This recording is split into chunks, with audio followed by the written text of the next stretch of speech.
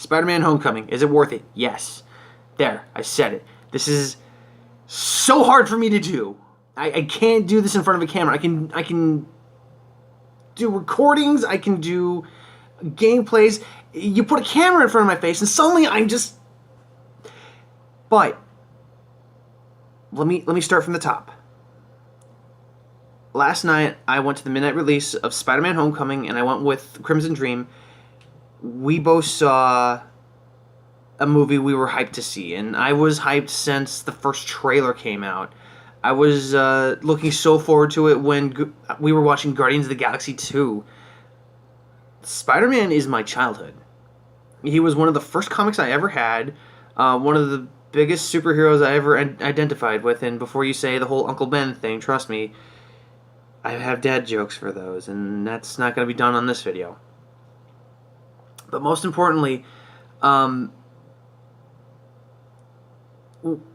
when I was pretty much rehearsing this entire thing, I was trying to look at it from like an actual like critiquing perspective, and I could only nitpick a couple things that might be like a Sony Marvel issue, and that's not really not half bad. The big things. The big thing.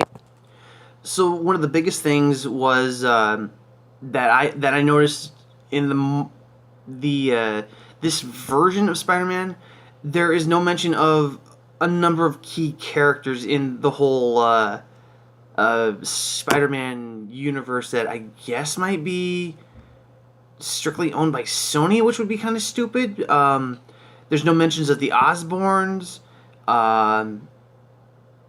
There's no Daily Bugle, which I get the MCU has been around longer, so they may not choose to do it, but the Bugle has been a part of Marvel for a long time that I would love to see in like maybe like it turned into like a blog, like an online news site. It's still possible. It's still possible, but that's mainly just nitpicking right there. You had a number of people. You had the love interest, obviously. The friend was fun. Ned was awesome as a side character. I'm not normally the type of guy to be like, I come to see Spider-Man just to see the hilarious side character. No. Ned kind of put everything together towards the finale part, and it didn't play a major role, but it was funny when he got caught. And that's something that I will leave for you guys to go see the movie about. I'm gonna keep this spoiler free as much as possible, and before I get any further, let me just say that the mention of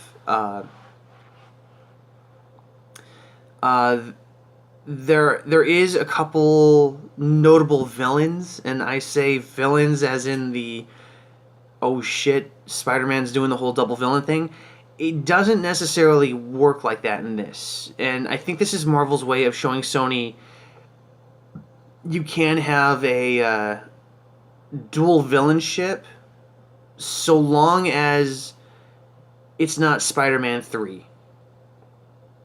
So long as it's not Amazing Spider-Man 2, where people just get lost in the shuffle, and then all of a sudden it's like, oh, I defeated this one guy, but hey, look, there's villain number 43 over there. Son of a bitch. Basically, and this is where it kills me to say this, but Lego kind of spoiled that already, which is amazing to say. You have Vulture, who is your main villain that everybody's seen, and then you had your sub-villain that was Shocker, and I loved that Shocker played a role at least, and he wasn't killed or dropped off like many Marvel villains are in the past, other than Loki. so you have an opportunity for a revenge storyline, if anything. Um, Not to say that um, he did really much in the entire movie, but it could set up another plot line, kind of like how Claw was set up during Age of Ultron for Black Panther, which is going to be another awesome movie I want to go see soon. Anyways, uh,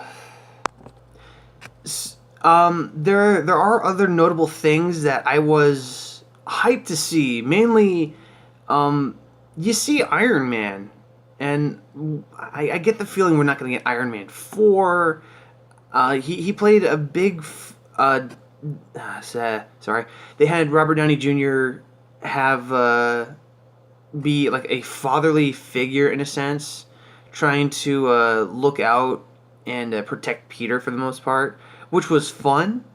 And I gotta say, the interaction Peter gets with his AI in his suit had another like parental figure connection that was very nice to see, and hats off to you guys.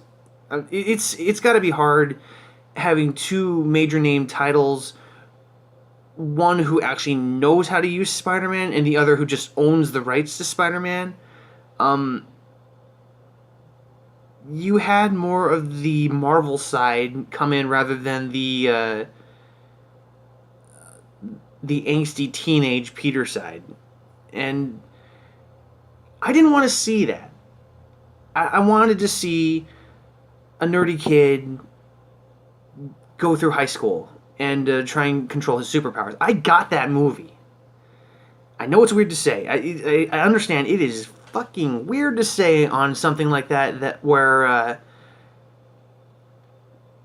you want to see a superhero go through high school, but the PSA, I never thought I would enjoy a role of Captain America in such a minor role doing these PSA videos, and dear God, I can't tell you how much I enjoyed those so much. There's three of them. Obviously, the first one was kind of spoiled during the trailer while they're in gym class. But this is where I'm gonna say I implore you guys to watch the movie. You know the rules with Marvel movies. Stay until the very end because there is something very interesting that happens, and Chris Evans, he puts on the old school Captain America outfit, does his PSA announcement, and then you had the gym teacher. It's like, well, it probably doesn't mean much anymore since he's now seen as like a worldwide criminal. It's like, holy shit, you outed Captain America on that type of stuff. So, kudos to that type of comedy. The next thing, I gotta go ahead and say, the suit that Peter gets from Tony Stark, obviously not his own design. When he gets that taken away, it's kind of a callback to Ben Parker's outfit. I'm blanking on the name right now, but it was a very nice touch, and just that outfit itself also had a bit of the adjusting eyes for expressions, made everything a lot funnier. The outfit itself, when he was in an interrogation mode, by far one of the funniest scenes I thought I would ever seen. That's something kind of different to say when you say an interrogation scene was actually making me laugh rather than making me feel suspenseful. So the emotion behind it, and then just everything the suit AI kind of made Peter do was just hilarious. So, in the long run of how the MCU is built up, Vulture's character made sense. Seeing as his him and his crew were actually like the cleanup crew after the Chitauri attack from the original Avengers movie. So when they get moved onto the when they get pushed to the side by this other group, that was only made mention once, and then they kind of just disappeared into the background. I hope they do more with these people because it sounds like they have potential with this group. And I know it's kind of hard for me not to say anything really. I'm trying to be spoiler free again, but they could have done more with this group rather than they kick out Vulture's group of cleanup crew, and then you don't see him the rest of the movie. They make mention of him here and there, and then there's a heist scene where their trucks are involved, but nothing else really happens. And the screen on my side went dark. There we go. Now you can see me. So I mean that's just another nitpicky thing, but it gave a good plot line for why these guys have turned to villainy versus like, I'm a bad guy now. I found this cool tech. I'm a bad guy now.